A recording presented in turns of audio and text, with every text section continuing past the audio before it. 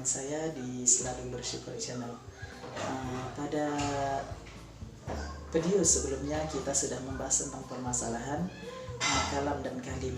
Jadi kalam itu syaratnya mesti mencakupi 4 syarat, dan kalau kurang dari salah satu syarat kalam tersebut, maka inilah yang dinamakan dengan kalim.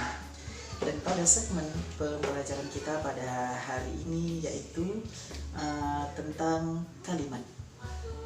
Kalimat ini disebut juga dengan sebagai pembagian kalam, yang mana pembagian kalam atau kalimat dibagi kepada 3 pembagian. Apa 3 pembagian itu? Yang pertama adalah isim, kata benda. Yang kedua fi'il, kata kerja. Yang ketiga adalah huruf. Nah, anak-anak bapak yang bapak sayangi serta seluruh hadirin yang ada pemirsa pendengar yang dirahmati Allah Subhanahu wa taala. Untuk yang pertama kita akan membahas tentang permasalahan isim, kata benda. Bagaimana menandakan kata benda dalam kalimat bahasa Arab? Mesti mencakupi daripada 5 syarat. Apa saja 5 syarat itu? Yang pertama, setiap kalimat yang beralif lam. Beralif lam. Nah, jadi setiap ada kata yang beralif lam, maka sudah dikatakan isim atau benda. Sebagai contoh, al-masjidu. Contoh lain, alhamdu. Contoh yang lain, al-qari'ah. Maka ketiga contoh tadi seperti al-masjidu, alhamdu, dan al-qari'ah sudah dikatakan dengan isim karena dia memiliki alif lam. Yang kedua adalah setiap kalimat yang berbaris bawah di akhir. Setiap baris bawah di akhir kata, maka setiap baris bawah di akhir kata sudah dikatakan dengan isim. Contoh kita buat Bismillahirrahmanirrahim. Bismillahirrahmanirrahim. Kita cek satu-satu katanya. Bismi berbaris bawah, Allahi hi-nya berbaris bawah, Ar-Rahmani mi-nya berbaris bawah, Ar-Rahimi mi-nya berbaris bawah. Maka setiap ada berbaris bawah di akhir kata, maka inilah yang disebut dengan isim atau khofat dalam istilah nahwunya. Yang ketiga adalah bertanwin. Apa tanwin itu? An, in, un. Setiap ada tanwin di akhir kata, maka sudah disebut dengan isim. Sebagai contoh kita buat fawailun. Wailun, fawailun lil musallin. Silahkan lihat Al-Quran. Fawailun, wailun di situ bertanwin domah, maka ini dikatakan dengan isim. Contoh yang lain kita buat adalah wa min syarri hasidin. Wa min syarri hasidin. Nah, perhatikan fokus kepada kalimat hasidin. Dinnya itu berbaris bawah satu, yang kedua juga bertanwin, berarti dia ada 2 syarat. Tapi kalau kita perhatikan ayat sebelumnya, wa min syarri, syarri itu juga berbaris bawah, hasidin juga berbaris bawah, tapi dia bertanwin, maka tanwinnya itu sudah dikatakan isim, dan baris bawahnya juga sudah dikatakan isim. Contoh syarat isim yang keempat adalah setiap berhuruf khofat. Setiap ada huruf khofatnya, ini huruf khofatnya. Huruf khofat itu apa tugas huruf khofat? Tadi khofat itu artinya adalah membaris bawahi. Kalau huruf khofat, huruf yang bertugas membaris bawahi. Apa saja huruf yang bertugas membaris bawahi atau huruf khofat? Silahkan catat. Min, ila, an, ala, fi, rubba, ba, kaf, lam. Ingat apa saja huruf khafat tadi? Min, ila, an, ala, fi, rubba, ba, kaf, lam. Nah, jadi apabila di dalam kalimat tulisan bahasa Arab ataupun di Al-Quran kita perhatikan, apabila ada ke salah satu 9 huruf tersebut, pasti dia berbaris bawah ataupun khofat. Karena huruf khofat itu, khofat artinya baris bawah, berarti huruf khofat adalah setiap huruf yang bertugas untuk membaris bawahi akhir kata.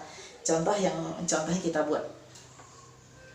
Subhanalladzi asra bi'abdihi. Subhanalladzi asra bi'abdihi lailan. Nah, jadi pada kalimat tadi, firman Allah tadi, bi'abdihi, apa huruf jarnya? Ba. Abdi, di-nya yang berbaris bawahi, maka abdinya sudah dikatakan isim karena berbaris bawah. Bi-nya adalah huruf khafatnya. Nah, contoh yang lain kita buat adalah wa min syarri. Min tadi huruf khafat. Wa min syarri. Kenapa syarrinya bisa berbaris bawah? Syarri, ri, berbaris bawah. Karena ada huruf khafat, huruf khafatnya adalah min. Nah, contoh tanda isim yang kelima adalah huruf qasam. Huruf qasam ini adalah huruf sumpah. Apa saja huruf qasam itu? Waw, ba, ta. Dan tugas huruf qasam ini juga membaris bawahi akhir kata. Dan biasanya huruf qasam ini sering kita jumpai dan kita temui di awal-awal firman Allah. Dan huruf qasam ini diartikan dengan demi. Contoh, sebelum contoh kita sebutkan saja apa saja huruf qasam itu. Waw, ba, ta. Tapi yang lazim, yang biasanya kita jumpai kebanyakan dalam surah dalam Al-Quran itu menggunakan huruf qasam waw. Apa contohnya? Wal asri, wal asr. Cara membacanya, tulisannya wal asri. Waw di situ artinya, waw di sini adalah huruf qasam, artinya wal asri, demi waktu asar, demi masa. Kenapa bisa berbaris bawah? Karena ada huruf qasam. Kenapa bisa tahu artinya? Kenapa bisa tahu itu huruf qasam? Karena diartikan dengan demi. Contoh yang lain, dia berada di awal firman Allah juga. Wasyamsi, wasyamsi. Perhatikan, wawnya huruf qasam, asyamsi berbaris bawah dan berada di awal surah. Maka inilah disebut dengan huruf qasam dan diartikan dengan demi. Wasyamsi, demi matahari. Wal fajr, tulisannya wal fajr, artinya demi fajar. Jadi anak-anak Bapak yang Bapak sayangi serta pemirsa pendengar, sahabat setia channel Selalu Bersyukur yang dirahmati Allah Subhanahu wa taala. Mungkin kajian kita, pembahasan kita cukup sampai di sini. Sebagai kesimpulannya adalah isim itu adalah setiap benda. Benda dalam bahasa Indonesia disebut dengan benda, seperti lemari yang ada di belakang saya, smart hafiz yang ada di belakang saya, tas yang ada di smart hafiz tersebut, ini disebut dengan benda. Jadi menandakan kalimat benda dalam tataran bahasa Arab mesti mencakupi daripada 5 syarat dasar. Apa saja? Mesti beralif lam, mesti berbaris bawah di akhir kata. Yang ketiga, mesti bertanwin. Yang keempat, mesti ada huruf khafatnya. Huruf khafatnya tadi sudah kita bahas. Yang kelima adalah masih ada huruf qasamnya. Apa saja huruf qasam? Waw, bata. Hadirin pemirsa pendengar yang dirahmati Allah Subhanahu wa taala serta anak-anak yang Bapak sayangi, khususnya pemirsa channel Selalu Bersyukur. Mungkin bahasan kita cukup sampai di sini. Dan akan datang kita akan bahas pembagian ataupun kalimat yang kedua. Apa kalimat yang kedua? Kalau Anda penasaran, stay tune terus di channel YouTube Selalu Bersyukur.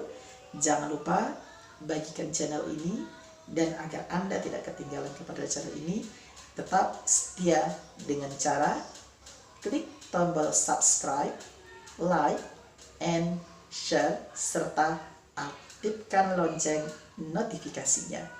Dan bagikan kepada kerabat, saudara, anak-anak Anda yang ada sekolah di pesantren ataupun duduk di bangku madrasah. Dan saya tutup dengan ucapan salam persahabatan dan salam belajar semangat semasa daring. Assalamualaikum warahmatullahi wabarakatuh.